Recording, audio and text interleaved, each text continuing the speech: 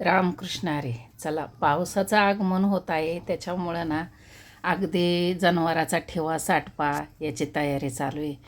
लेकाने माझ्या पाला बाहेर ठेवला होता भुईमुगाचा, पण पावसामुळं ना इकडून तिकडून गळून तो भिजत होता. मग यांनी काय केलं, सगळा पाला बाहेरचा आतमध्ये गोठ्यातच साठवून ठेवला आहे. गोठ्यात वैरण पण गोठ्यातच ठेवली आणि पाला पण, कारण आपल्याकडं फक्त एक गाई आणि तिचं वासरू आहे, त्याच्यामुळं गोठा भरपूर मोठा आहे, त्यामुळं सगळं काही गोठ्यामध्ये साठवता येतं.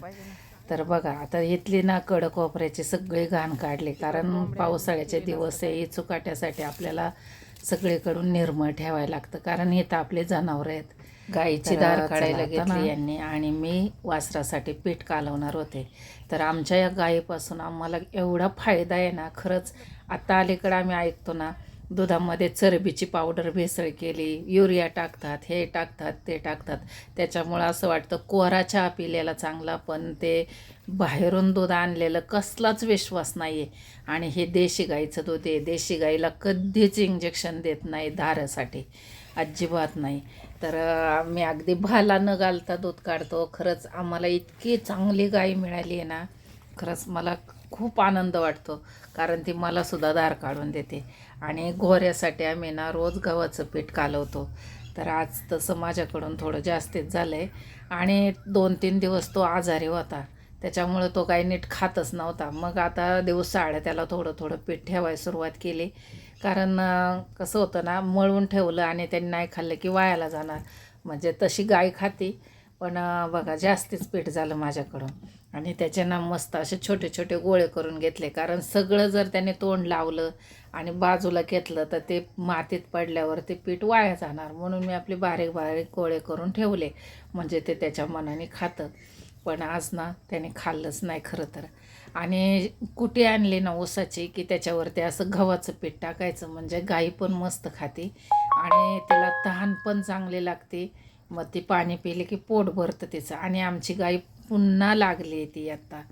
आणि हे बघा, सगळं खत कोंबड्या पांगवतात, खतच ठेवत नाही, म्हणून आता आम्ही उकिरड्याच बदलला. कारण इकडं ना जागा स्वच्छ केली आणि पुढं उकिरड्यावरती आता शेण टाकायचं. एवढ्या कोंबड्या खत पांगवतात ना, आउटसाईडला होता, पण कोंबड्या खतच ठेवत नाही. आणि गाईचं खत खूप म्हणजे खूप चांगलं असतं बरं का. आणि प्रत्येक शेतकऱ्याच्या दारात एक तरी गाय असावी. आणि मी गाईच्यावरती व्हिडिओ बनवणार आहे, की आमच्या गाईपासून आम्हाला किती फायदा आहे, किती तोटा आहे, ते मी तुम्हाला सर्व काही सांगणार आहे. आणि म्हणजे गाईच्या अगदी गोमूत्रापासून शेणापासून सुद्धा कितीतरी फायदा होतो, पण आपण तो करत नाही.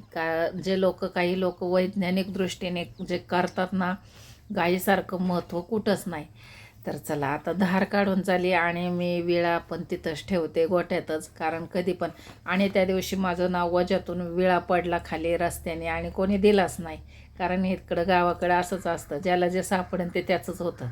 आणि धार काढली आणि आम्ही निघालो. आता वेळे मात्र आठवड्याचे वर्षाचे 2-3 तरी लागतातच, कारण विसरतात हे होतात.